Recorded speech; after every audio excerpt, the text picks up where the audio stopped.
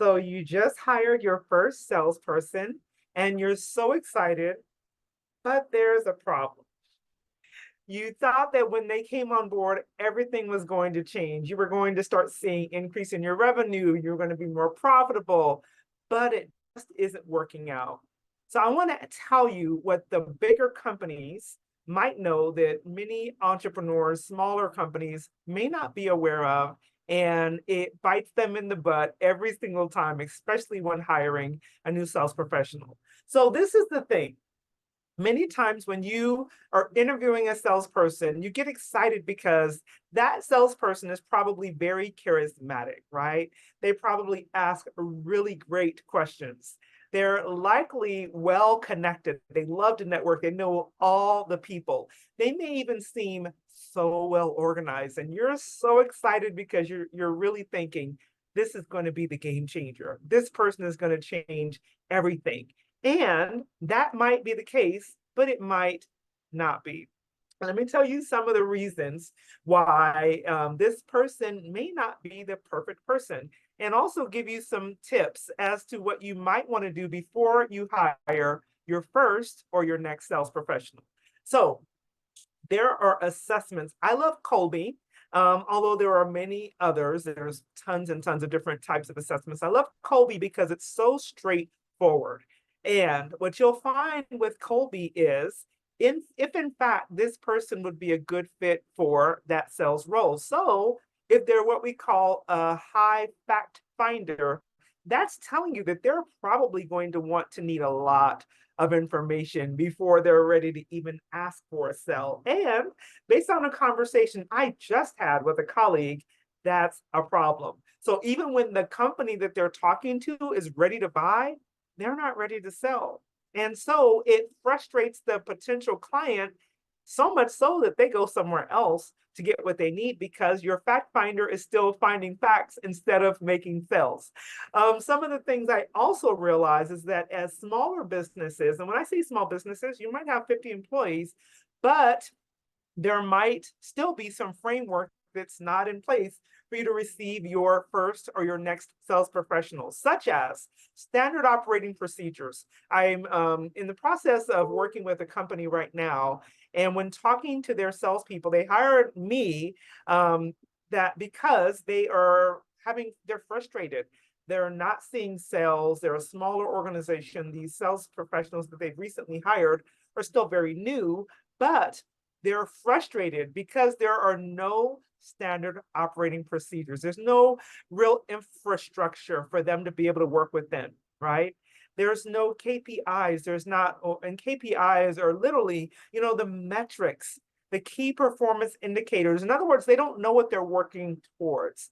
So go sell something is not a strategy for you as a leader giving to your salesperson. You need to be able to give them systems. There should be documentation in place. And if there's not, now is the time to start putting some of these things in place so that when you hire your first or your next salesperson, they have a better chance for success, some systems, technology. And then even if all of those things are in place, some ongoing training so that that professional has access to understanding what they can be doing better. One of the things that was, I think, most important in my last team that I had before I opened my company, I worked for a staffing company and I was their area manager, but I was in charge of sales, obviously. And one of the things that was so powerful was daily huddles. And what the daily huddle did, it was literally like a 10, maybe 15-minute meeting that we had every single day. But what it did was it gave us opportunities to find out where everyone's head was. What are they struggling with? What do they need help with? What objections are they facing?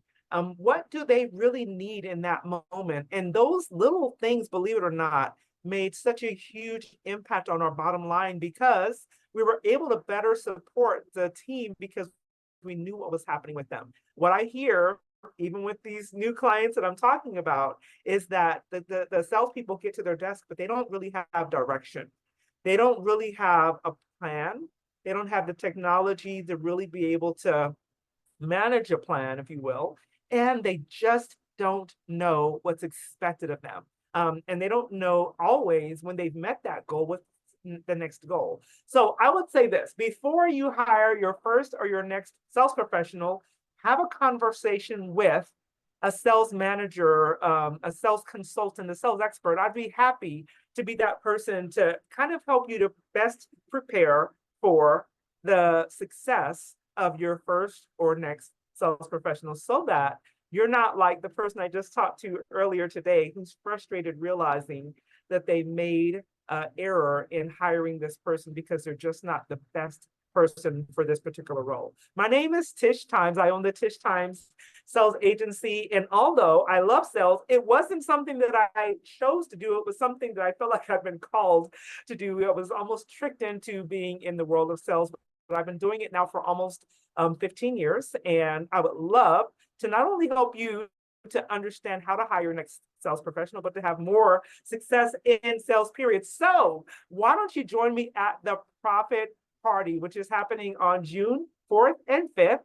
If you go to tishtimes.com/profit party, secure your seat. For 2 days, I'm going to be pouring into you and sharing with you some of these things that are going to help you to add more dollars to your bottom line, to help the team that you currently have or your future team to be better, more successful, and to help you put some of these things in place so that you're having more success, better sales conversations, shorter sales cycles, being able to bring in more clients on a regular basis. I'd love to see you there. And if you have any questions in the meantime, hit me up right here. I'll see you there.